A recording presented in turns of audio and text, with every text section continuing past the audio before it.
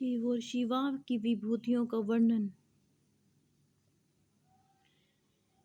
शिव पुराण की वायव्य संहिता में श्री कृष्ण ने महर्षि अभिमन्यु से कहा, मुझे ये जानने की इच्छा है कि परमेश्वरी शिवा और परमेश्वर शिव का यथार्थ स्वरूप क्या है और उन्होंने किस प्रकार से इस जगत को व्याप्त रखा है। अभिमन्यु ने शिव और शिवा के चरणों में प्रणाम करके कहा, मैं इन दोनों के यथार्थ स्वरूप का संक्षेप में वर्णन करता हूँ।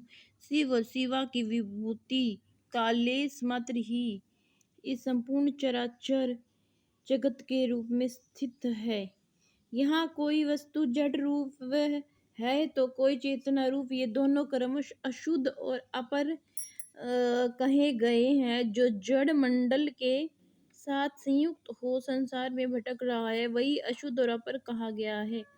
उनसे भिन्न जो जड़ के बंधन से मुक्त है वहां पर है और शुद्ध कहा गया है। इन पर संभवतः शिव शिवा स्वामित्व है। शिव और शिवा के वश में ही विश्व है, किंतु शिव और शिवा विश्व के वश में नहीं है। जिस तरह चंद्रमा और उनकी चांदनी में कोई अंतर नहीं है, उसी प्रकार शिव और शिवा में कोई अंतर नहीं है, दोनों एक दूसरे के पूरक हैं। जैसे सूर्य देव कभी प्रभा के बिना नहीं रहते, उन्हें इस प्रकार उसी प्रकार शिव और शक्ति में सब कुछ व्याप्त है। जिसके द्वारा शिव मनुष्य को भोग और मोक्ष देने में समर्थ होता है, वह आदि द्वितीय पराशक्ति शिव के ही आश्रित है। वह एकमात्र पराशक्ति सृष्टि धर्मणी है। वही शिव की इच्छा से नाना प्रकार के विश्व की रचना करती है। वह शक्ति मूल, प्रकृति, माया और त्रिगुणा तीनों प्रकार की बताई गई है। इस शक्ति रूपणी शिवा ने ही जगत का विस्तार किया है। व्यवहार भेद से शक्तियां अनेक भेद हो जाती है। शिव की इच्छा से पराशक्ति शिव और तत्व एकता प्राप्त होती है। जब से कल्प उसी प्रकार है, उस कल्प के आदि में उसी प्रकार सृष्टि का प्रादुर्भाव होता है, जैसे तिल में से तेल का। जैसी जब से कल्प के आदि में उसी प्रकार सृष्टि का प्रादुर्भाव होता है। आदि क्या होता है? शुरुआत। उसके विशुद्ध होने पर आदिकाल में अनेक नाद की उत्पत्ति हुई।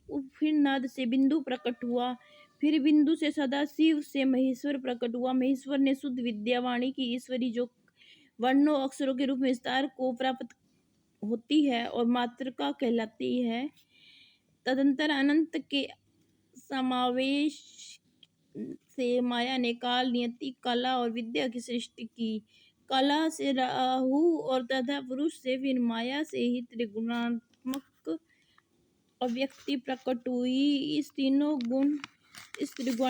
त्रिगुणात्मक अव्यक्त से तीनों गुण पृथक प्रकट हुए।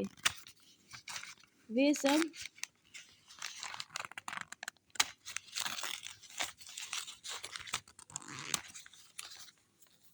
सब सत्व, रज और तम हैं। इनसे संपूर्ण जगत व्याप्त है। शरीर के अंतर के भेद से शक्ति के बहुत से भेद हुए। स्थूल और सूक्ष्म के भेद से उनके अनेक रूप जानने चाहिए। जैसे रुद्र की शक्ति रौद्री, विष्णु की वैष्णवी, ब्रह्मा की ब्राह्मणी, इंद्र की इंद्राणी कहलाती है और विश्व शक्ति के प्रकाश से उसी तरह व्याप्त है जैसे शरीर अंतरात्मा से अंत है। अतः संपूर्ण स्थावर जंगम रूप जगत शक्ति में है। यह पराशक्ति परमात्मा शिव की कला कही गई है। इस तरह यह पराशक्ति परमात्मा शिव की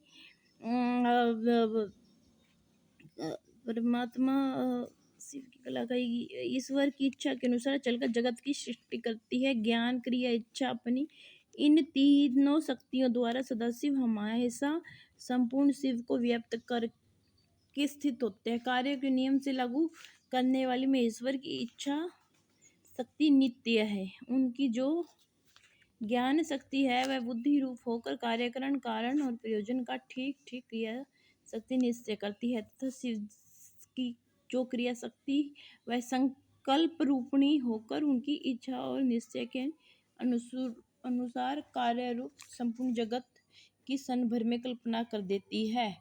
इन प्रकार तीनों शक्तियों से जगत को उत्थान होता है। प्रसव धर्म वाली जो शक्ति है वह पराशक्ति से प्रेरित होकर संपूर्ण जगत की सृष्टि करती है। जैसे माता पिता के बिना पुत्र का जन्म नहीं होता, उसी प्रकार भाव और भवानी के बिना इस चराचर जगत की उत्पत्ति नहीं होती। शिव को महेश्वर जानना चाहिए। शिव माया और शिवा माया कहलाती है। यही प्रकृति है। भगवान शंकर के संसार के सारे पुरुष जो महान आत्मा के रूप में है और महेश्वरी शिवा की संपूर्ण स्त्रियां जो महान आत्मा के रूप में है, सभी स्त्री पुरुष जो पवित्र आत्मा के रूप में है, उन्हीं की विभूतियां हैं। भगवान शंकर विषय है और परमेश्वरी उमा विषय है। जो कुछ सुनने में आता है वह सब उमा के रूप में है। श्रोता भगवान शंकर है।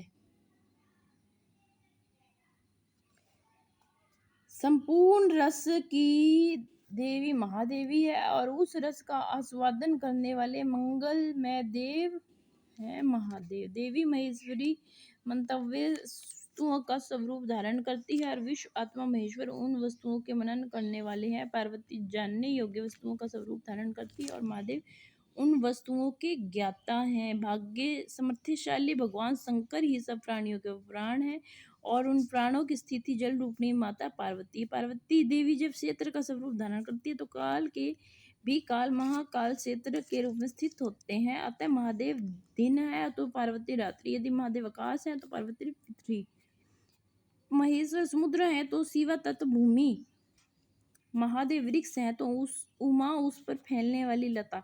जिस पदार्थ की जो शक्ति कही गई है वह शक्ति ही तो विश्वेश्वरी शिवा है।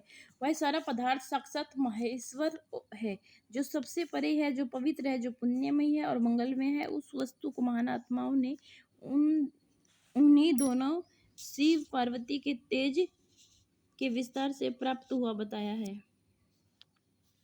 जैसे जलते हुए दीपक की शिखा समुच्चय घर को प्रकाशित करती है, उसी प्रकार शिवा पार्वती का ये तेज संपूर्ण व्याप्त होकर संपूर्ण जगत को प्रकाश दे रहा है। दोनों सबका कल्याण करते हैं। अतः सदा ही इनकी पूजन नमो चिंतन करना चाहिए। उपमन्यु बोले, श्री कृष्ण, आज मैं तुम्हारे समक्ष परमेश्वर शिव और शिवा के यथार्थ स्वरूप का वर्णन किया, परंतु इसे पूर्ण नहीं माना जा सकता क्योंकि इनके संपूर्ण स्वरूप की सीमा नहीं है। जिन्होंने अपने चित्त को परमेश्वर में अर्पित कर दिया और अन्य भक्त हैं, वो उनके मन में वे आ ही जाते हैं और यहाँ उन्हें जिस विभूति का वर्णन किया है वह प्राकृत है, इसलिए अपरा मानेंगे। इसके भिन्न जो अप्राकृत है वह विभूति है, वह गुहा है, यानी कि धरती से रिलेटेड।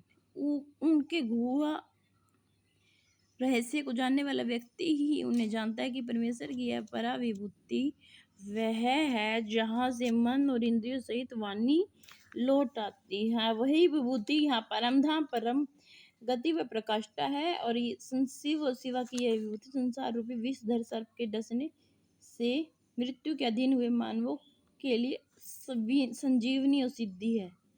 उपमन्यु बोले, जो शिव के उपासक भक्त ना हैं तो ऐसे लोगों को कभी शिव पार्वती की विभूति का उपदेश नहीं देना चाहिए। ये वेद की आज्ञा है। दूसरों की निस्वार्थ सेवा करना।